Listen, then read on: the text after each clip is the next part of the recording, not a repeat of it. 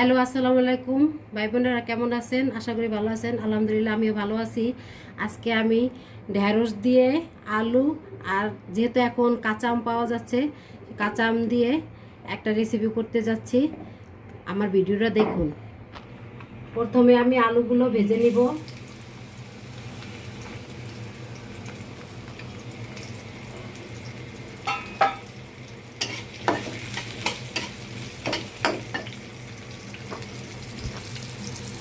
একটু হলুদের গুঁড়া দিয়ে দিলাম,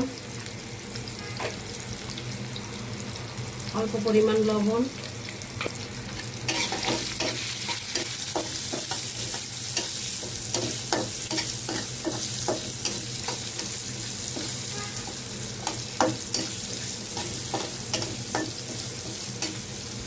আলুগুলো আমি ভালো করে ভেজে নিব। আলুটা লাল লাল করে ভেজে নিয়েছি। এখন আমি ভেন্ডিটা ঢেলে দিব। এটা ভালো করে ভাজবো।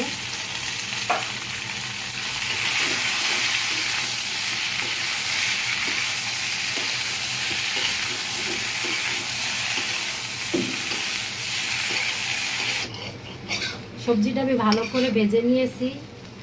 এখন আমি এটা নামিয়ে নিব। পরিমাণ মতন তেল দিয়ে দিব। তেলে আমি 3-4টা শুকনো মরিচ দিব,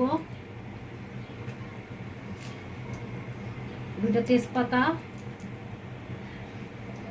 আর অল্প পরিমাণ গোটা জিরা।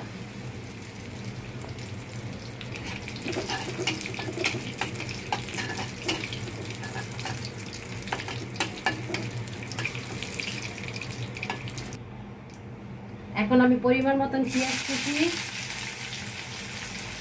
দিয়ে দিব।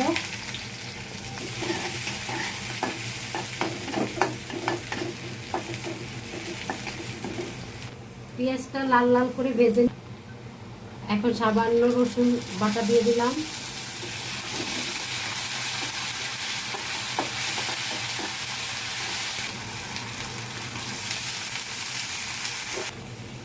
এখানে পরিমাণ মতন লবণ, হলুদের গুঁড়ো, ধনিয়া জিরার গুঁড়ো আর মরিচের গুঁড়ো আমি সব একসাথে দিয়ে দিলাম।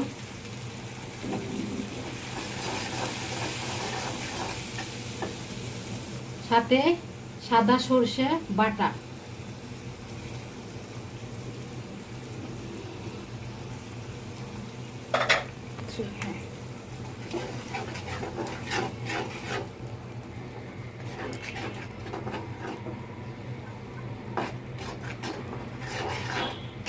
মশলাটা আমি ভালো করে কষিয়ে নিব। মশলাটা ভালো করে কষিয়ে নিয়েছি। মশলার গায়ে তেল ছেড়ে গেছে। এখন আমি সবজিগুলো ঢেলে দিব।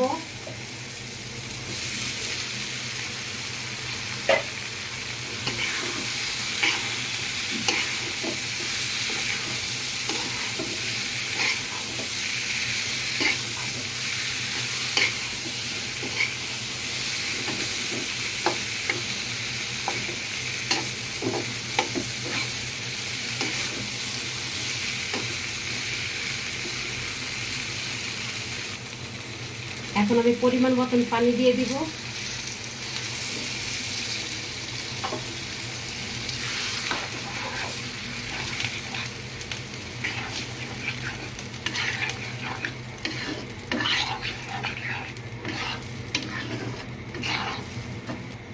এভাবে আমি 5-7 মিনিট এটা রান্না করব। এখন আমি ঢেঁড়সের ভিতরে কাঁচা আম যে আগে থেকে কেটে রেখেছিলাম সেগুলো দিয়ে দিব।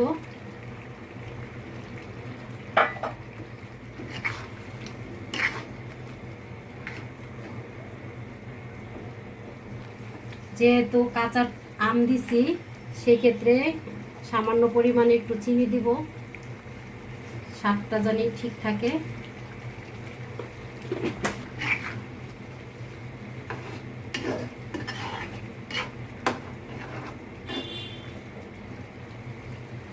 এখন আমি কিছুক্ষণের জন্য ঢেকে দিব।